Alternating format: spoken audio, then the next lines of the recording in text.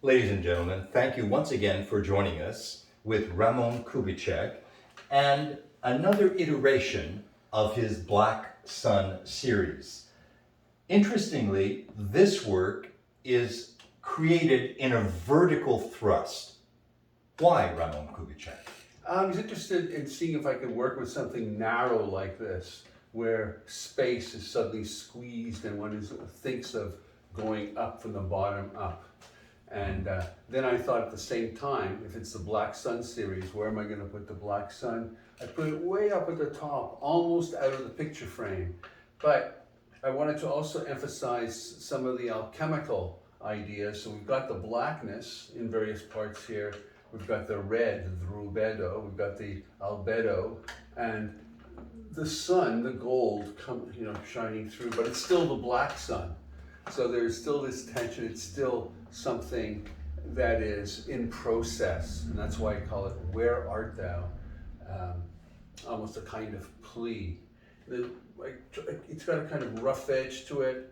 Almost put a bit of cement and spackle in there to give it texture, and also use the mirror fragments so that if it's hung in the right way, then most people will be able to catch a reflection of themselves, because it is about ourselves rather than about some exotic alien state. Now, you and I have discussed the relationship between art and spirituality, which particularly interests me as a religious studies scholar. And when I think of this verticality, I can't help but believe that there is a sense of ascension.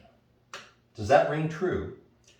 There's the hope, yes, there's the hope for an ascension, but no ascension is ever guaranteed unless it's completed, right? Mm-hmm. So there's always that hope. There's a very, very slow ascension, such as we find in nature when things reach for the sun. So yes, there is that quality there.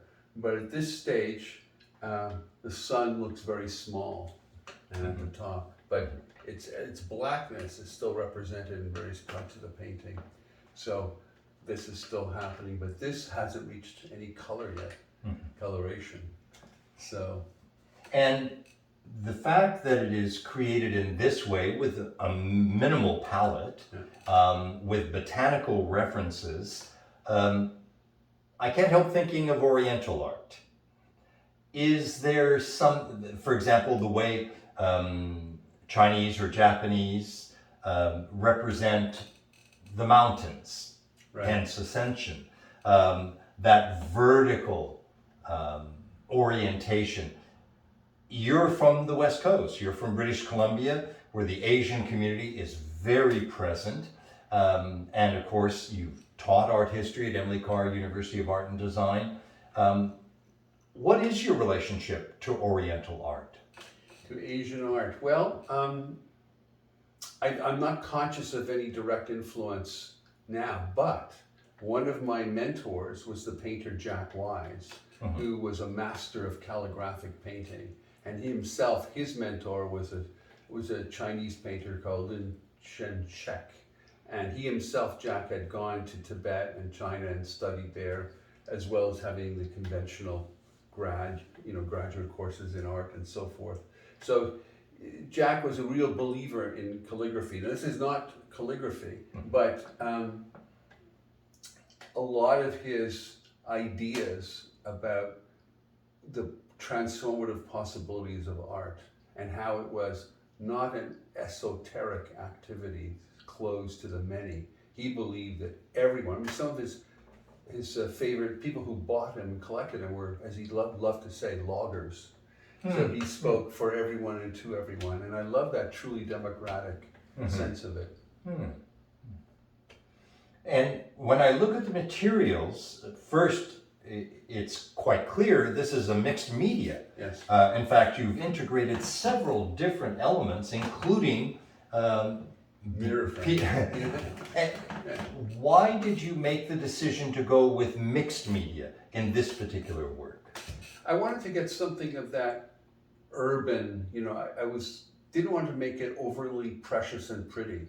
I wanted to get that kind of rawness that's represented by urban life, but the fact that there are possibilities for beauty and transformation everywhere. These are broken pieces of glass. This is glass shattered. Is there a reference to brokenness in this work?